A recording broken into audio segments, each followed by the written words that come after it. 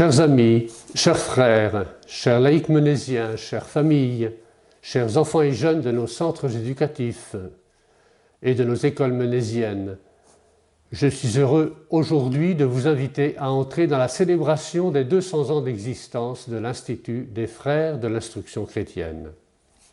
Le 6 juin 1819, nos deux fondateurs, Jean-Marie de Lamennais et Gabriel Dehaye, décidaient de fonder des écoles pour les enfants du peuple qui, selon eux, avaient faim du pain de l'instruction.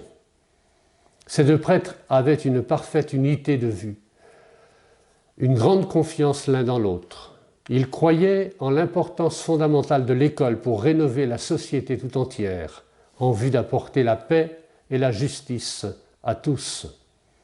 Ils étaient guidés par un ardent amour pour le Christ.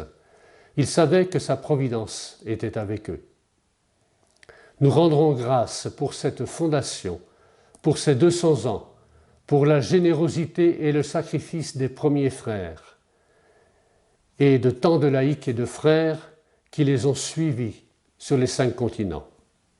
Nous remercierons Dieu pour tant de prodiges, comme le disait Jean-Marie de Lamennais, réalisés dans le cœur d'une multitude d'enfants et de jeunes.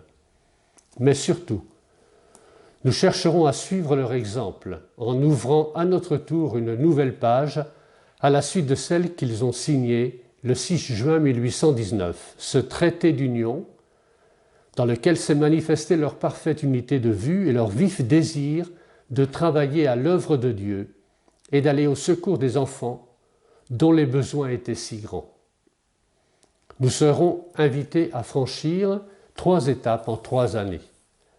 Dès ce mois de juin 2017, nous entrerons dans la première étape, celle qui nous propose de scruter l'horizon pour saisir, entendre les appels de l'esprit, telle la brise légère que seule une oreille attentive peut percevoir. Le chapitre général des frères, en mars 2018, en sera l'aboutissement. Ce sera ensuite la seconde étape, qui consistera à appeler des disciples, des hommes, des femmes, des jeunes, qui entreront avec enthousiasme dans le désir de nos fondateurs de servir les petits que Dieu aime. Ils se mettront en route à la suite de Jean-Marie de Lamennais et de Gabriel Dehaye, avec le même enthousiasme et le même amour qu'aucun obstacle n'effraie. Enfin, et ce sera la 3e étape, nous partirons ensemble pour la mission, celle que nous aurons discernée, avec une ardeur nouvelle, dans un monde qui a soif d'amour et de paix. Je vous invite donc dès maintenant, en ce mois de juin 2017, à vous mettre en route avec tous les Monésiens du monde. Scrutons l'horizon de la vie et du monde, l'horizon de l'esprit de notre Dieu. Cherchons ensemble les réponses nouvelles aux défis de notre temps.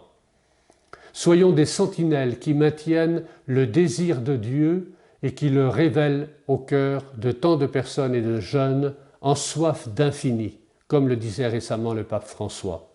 Entrons dans une attente vigilante, le silence ardent de la sentinelle habitée par l'espérance d'un monde nouveau. Ouvrons-nous à la mystique de la rencontre, comme le disait encore le pape François, pour discerner ensemble les appels de l'esprit. Développons l'attitude à comprendre et à écouter les autres. Ne laissons pas les discours pessimistes nous fermer l'horizon. Soyons des antennes prêtes à capter les germes de nouveautés suscités par l'esprit, les signes minuscules d'une histoire nouvelle. Courons vers l'autre, celui qui est blessé, qui a faim ou qui souffre du froid dans son cœur. Laissons aussi la parole de notre Dieu, le Christ lui-même, nous transformer et nous communiquer sa force et son feu. La célébration du bicentenaire sera pour nous une grâce de renouvellement. Nous ferons l'expérience d'une grande famille unie dans l'espérance de voir le petit grain de sénévé devenir un grand arbre et dans l'enthousiasme de l'esprit. Elle sera un signe d'espérance et une grande lumière proposée aux enfants et aux jeunes que Dieu nous appelle à servir et à aimer. Que Marie, la mère de Jésus et notre mère, nous aide à marcher ainsi ensemble sur les chemins nouveaux de la vie. Él rompió barreras, siempre en cualquier norte.